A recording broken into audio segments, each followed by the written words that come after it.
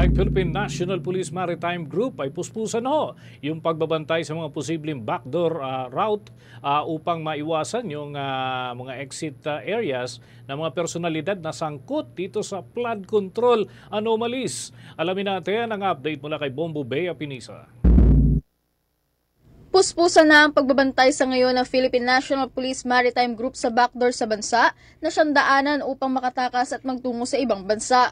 Sa isang pulong balitaan, kinumpirma ni Philippine National Police Maritime Group Deputy Director for Operations, Police Colonel Pedro Martinez Jr., na bantay sarado sa ngayon ng pulisya ang backdoor sa Tawi-Tawi upang maiwasang magamit bilang exit ng mga personalidad na dawi sa imbestigasyon ng mga maanomalyang flood control projects. Kasalukuyan na rin anya nakikipag-ugnayan ng kanilang hanay sa lokal na pamahalaan ng Tawi-Tawi, partikular na sa munisipalidad ng Bongao. Layon anya nito na mabantayan ang mga turista na kukunwari lamang napapasyal sa lalawigan at balak na gamitin ang backdoor bilang ruta patungong Malaysia at iba pang mga karatig na bansa.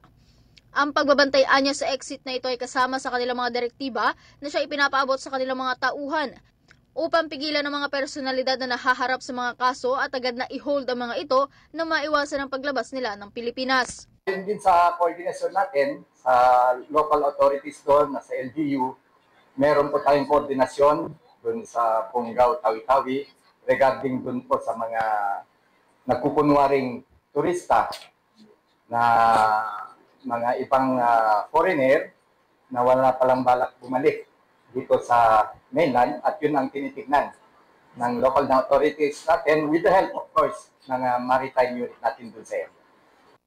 Matatandaan naman na nito lamang nakaraang linggo ay naglabas na ng lookout bulletin order ang Department of Justice laban sa 33 personalidad na siyang hinihinarang sangkot sa mga anomalya sa mga flood control projects. Kabilang sa mga individual na ito ay sina dating House Speaker Martin Romualdez, dating Senate President Francis Chis Escudero, Senator Joel Villanueva, Senator Jinggoy Estrada at kasama na rin sina dating Senator Bong Revilla at Senator Nancy Binay.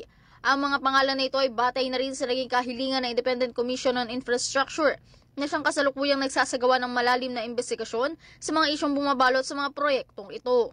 Tama rin po sa binabantayan, sinasali natin dun sa order natin sa baba para sa ganun kung merong mga napailan na ng mga kaso, ng mga personality, ay agad-agad i-hold para sa ganun may holdings tayo at hindi sila makalabas ng ating bansa.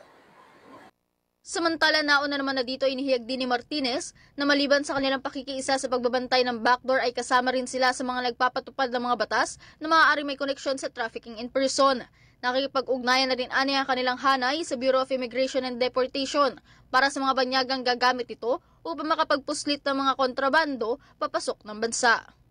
Mula sa Campo Crame para sa Bombo Network News, ito si Bombo Bea Pinisa, and this is Bombo Radio Philippines, the #1 and most trusted source of news and information. Basta Radio, Bombo! For the most trusted source of news and information, visit our website at www.bomboradio.com. Follow us on Bombo Radio mobile app, Facebook, YouTube, TikTok, and X, formerly Twitter.